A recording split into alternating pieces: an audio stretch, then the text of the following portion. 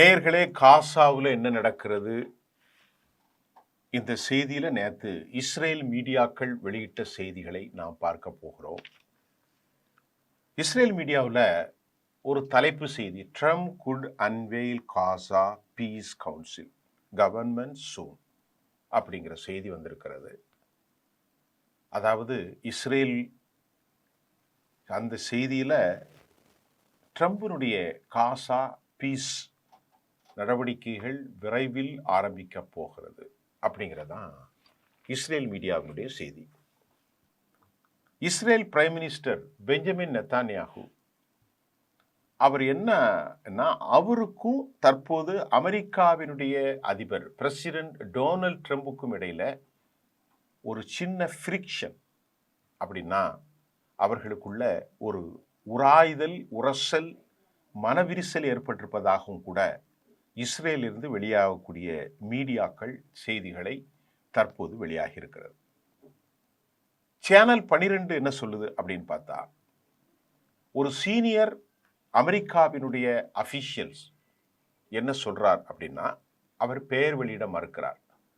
இங்க பாருங்க, அமெரிக்கா பலஸ்தீனத்துல ஒரு நிலையான அரசாங்கத்தை ஆரம்பிப்பதற்கு அவர்கள் ரன் டே டு டே முயற்சி செய்கிறார்கள். அதற்கான நடவடிக்கைகளை ஜனவரியிலே முன்னாலேயே அவங்க ஆரம்பிச்சிரோம் நாங்க அப்படின்னு சொல்லி, அது மட்டும் இல்லாம இந்த ப்ரொவிஷன் பல கட்டமைப்புகளால் ஆரம்பிக்கப்பட்டு ஜெனோசைடிக்கல் வார், the key provision of the phase 2 of the plan to end the genocidal war. அமெரிக்காவுடைய இந்த திட்டத்தின் மூலம் அங்குள்ள படுகொலைகளை நிறுத்த வேண்டும் என்பதில் ரொம்ப தெளிவாக இருப்பதாக அமெரிக்காவினுடைய அஃபீஷியல் தெரிவிக்கிறாங்க.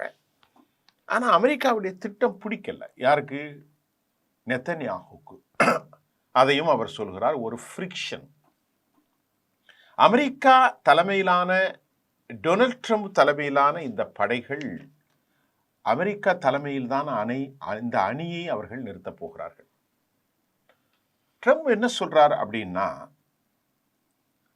ஒரு மிக முக்கியமாக பொருளாதார மேம்பாட்டு குழு, அதாவது எக்கனாமிக் ஃபோரம் ஒன்றை விரைவில் அவர் ஆரம்பிக்க போகிறார். இந்த பொருளாதார நிலைக்குழுவுக்கு காசாவை மேம்படுத்துவதற்கு த எக்கனாமிக் ஃபாரம் ஜனவரி 19 அதில் அவர்தான் தலைவராக இருப்பார்.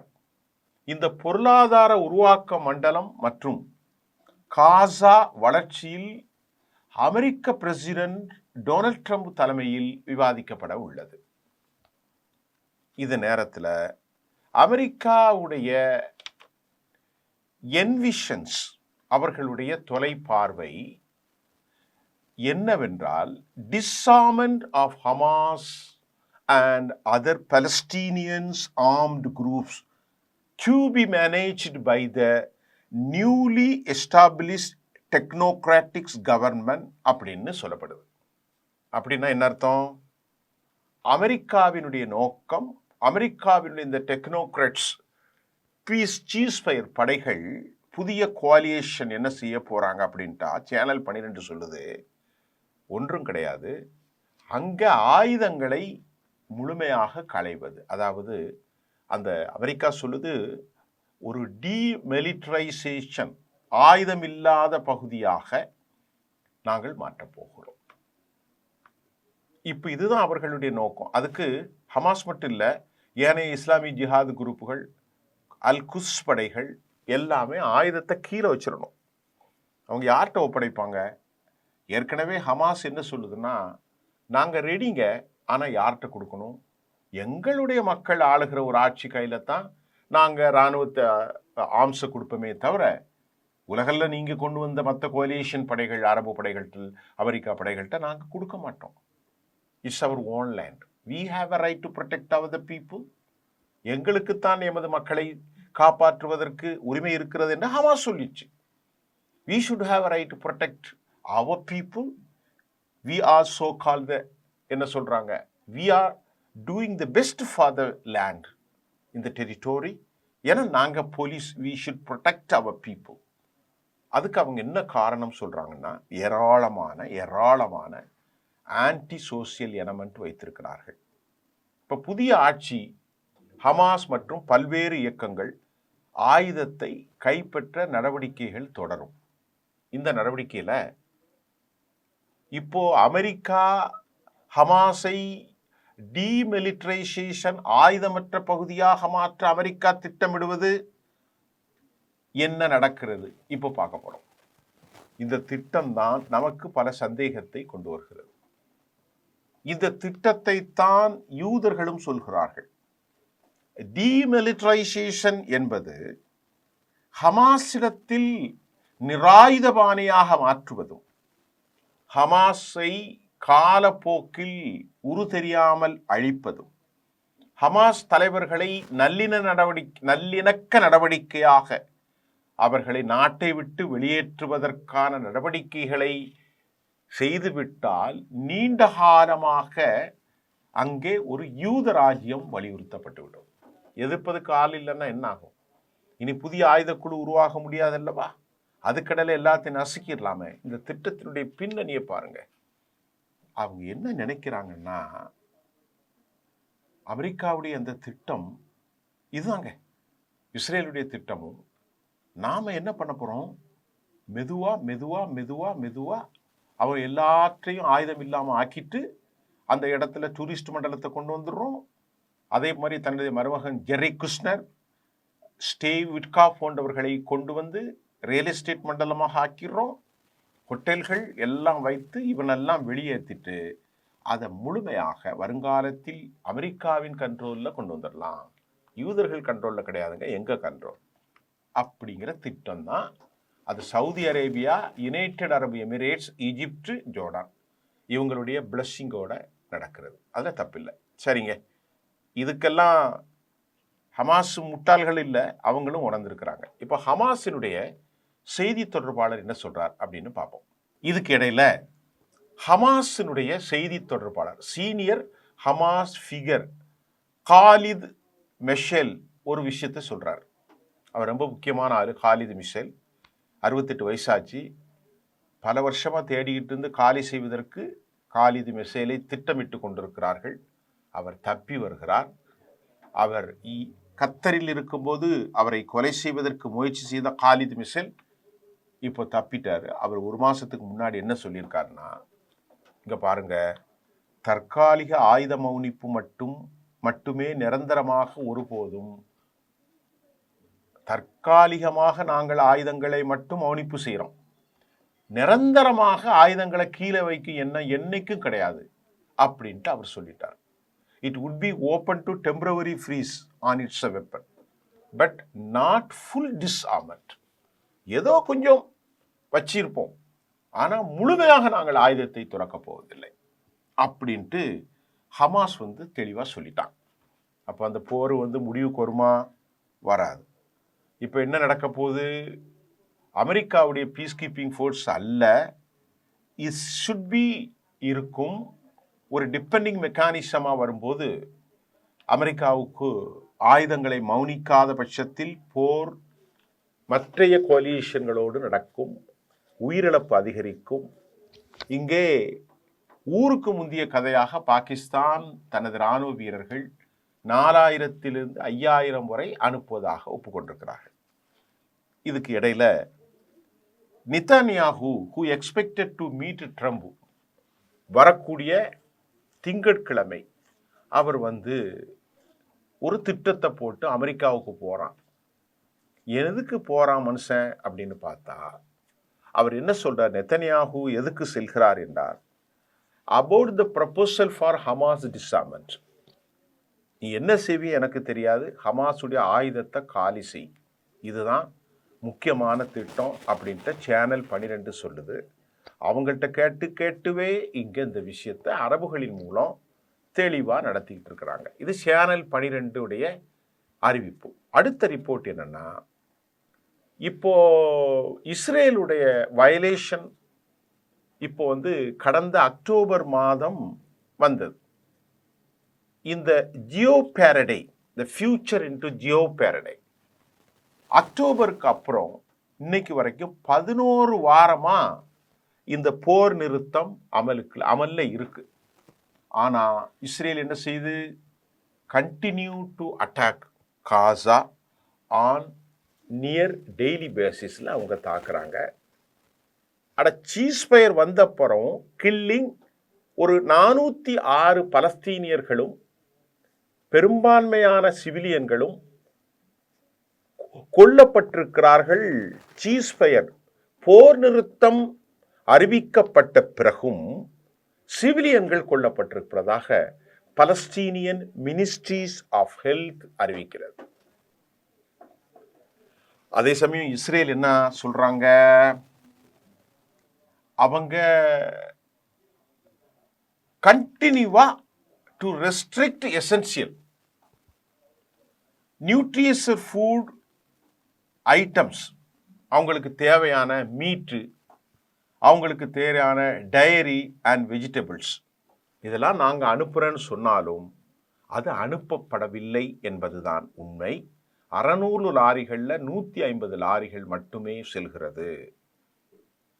கடந்த வியாழக்கிழமை நேற்று முன்தினம் இஸ்ரேலுடைய டிஃபென்ஸ் மினிஸ்டர் இஸ்ரேல் கர்ட்ஸ் என்ன சொல்றார் அப்படின்னா, இஸ்ரேலுடைய ஃபோர்ஸ் வில் நெவர் லீவ் காசா, ஒருபோதும் காசாவை விட்டு வெளியேறாது.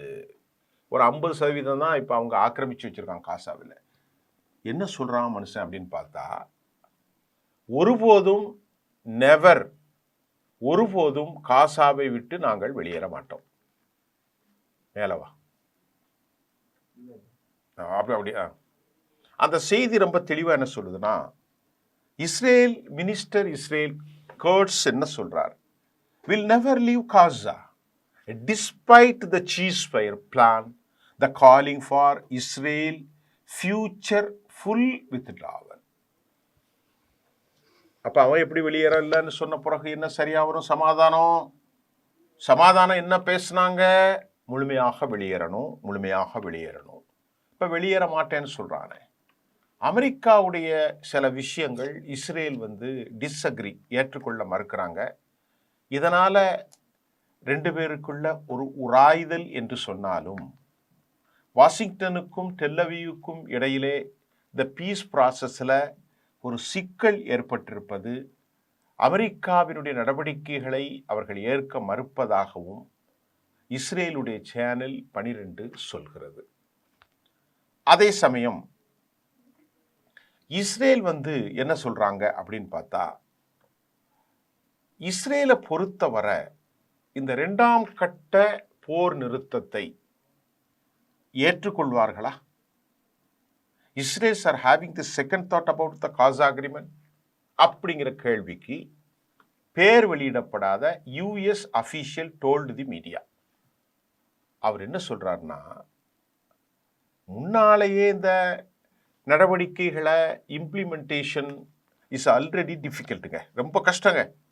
அது கஷ்டத்தில் தான் போய்கிட்டு இருக்கு. ஆனால் இஸ்ரேல் அவங்க நடவடிக்கைகள் மேக் இட் ஈவன் ரொம்ப ஹார்டர், மறுபடியும் அவங்க ரொம்ப சிக்கலை ஏற்படுத்துகிறாங்க அப்படின்னு மனசாட்சி உள்ள அமெரிக்காவினுடைய அஃபீஷியல் தெரிவிக்கிறார். இதற்கிடையில அமெரிக்க மத்திய கிழக்கு திட்டத்திற்கு தலைமை தாங்கும் மிக முக்கியமான ஒரு அதிகாரி ஜசீராவிடம் என்ன சொல்றார் அப்படின்னு பார்ப்போம். இஸ்ரேல் தனது முழு திரும்பப் பெறுதல் மற்றும் காசாவில் ஒரு தொழில்நுட்ப பலஸ்தீனிய அரசாங்கத்தை நிறுவுதல், இதெல்லாம் ரொம்ப முக்கியமான ஆயுத விதிகள், எந்த விதமான எக்ஸ்டர்னல் பிரஷர் இல்லாமல் பின்பற்ற விரும்பவில்லை என்றும் அவர் கூறியிருக்கிறார். காசாவுடைய மற்ற பகுதியிலிருந்து பின்வாங்கும் எண்ணம் இஸ்ரேலுக்கு இல்லைங்க. பலஸ்தீனியர்களை கொள்வதற்கான சூழ்ச்சியின் சுதந்திரத்தை எந்த வகையிலும் கட்டுப்படுத்தக்கூடிய ஒரு சர்வதேச சக்தியை இஸ்ரேல் ஒருபோதும் அனுமதிக்காது என்று லெவி கூறினார். அவனை பொறுத்தவரை பலஸ்தீன மக்களை கொலை செஞ்சுக்கிட்டே இருக்கணும், அந்த மக்களை இன அழிப்புக்கு உட்படுத்தணும். அது அல்லாமல் எந்த சமாதான பீஸும் இஸ்ரேல் ஏற்றுக்கொள்ளாதுங்க. அப்படிங்கிறத லெவிங் என்கின்ற ஒரு மத்திய கிழக்கின் மிகச்சிறந்த அதிகாரி ஒருவர் சொல்கிறார். அதே சமயம் காசாவுக்குள் பலஸ்தீனிய சட்டப்பூர்வமான ஆட்சி இருக்கும் எண்ணம் அதற்கு கிடையாது. யாருக்கு? இஸ்ரேலுக்கு.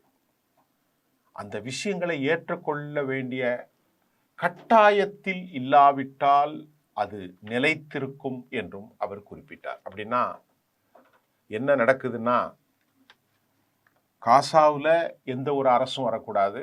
இவன் என்ன நினைக்கிறான்னா, இஸ்ரேல் திரும்பி திரும்பி தாக்குதல் நடத்தி குண்டுகளை போட்டுக்கொண்டே இருக்கணும். இடையிடையே இவர்களுக்கு ஏதாவது பிச்சை காசு போடுற மாதிரி கொஞ்சம் சாப்பாடை கொடுத்துக்கணும்.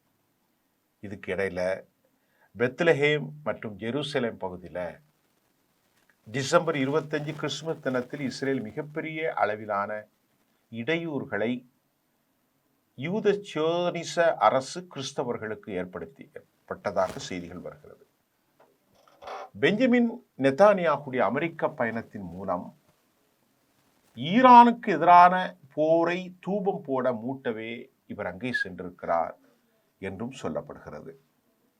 ஒரே நேரத்தில் ஈரானுடைய திட்டம் 3000த்திற்கும் மேற்பட்ட ஏவுகணைகளை இஸ்ரேலை நோக்கி வீசுவதற்கு பயங்கர திட்டம் இருப்பதாகவும், ஒரு கால் அப்படி சென்றால் நிலை குலைந்து இஸ்ரேல் அழியும் என்றும் சொல்லப்படுகிறது. இப்படி செய்தால் ஒளியதான் காசாவின் முற்றுகை விவகாரத்தில் இஸ்ரேலை பின்வாங்கச் செய்ய முடியும் என ஈரான் நாட்டில் தற்போது மிக முக்கிய தலைமைகளின் பால் பேச்சு எழுகிறது. இதற்கிடையில பலஸ்தீனியர் மேற்கு கரையில் ஒருவர் தொழுது கொண்டிருக்கிறார்.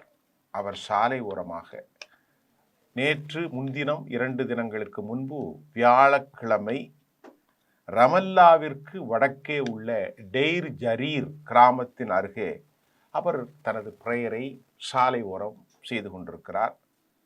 அவர் சாலையிலே யாருக்கும் எந்த இடையூறும் இல்லாமல் மண்டியிட்டு தொழுது கொண்டிருந்த ஒரு பலஸ்தீனியர் மீது அவருடைய முதுகில் துப்பாக்கியை மாட்டிக்கொண்டு இராணுவ வாகனத்தில் வந்த நபர் வேண்டுமென்றே அவருடைய காரை மோதவிடும் காட்சி இப்பொழுது வீடியோவில் பதிவாகியிருக்கிறது.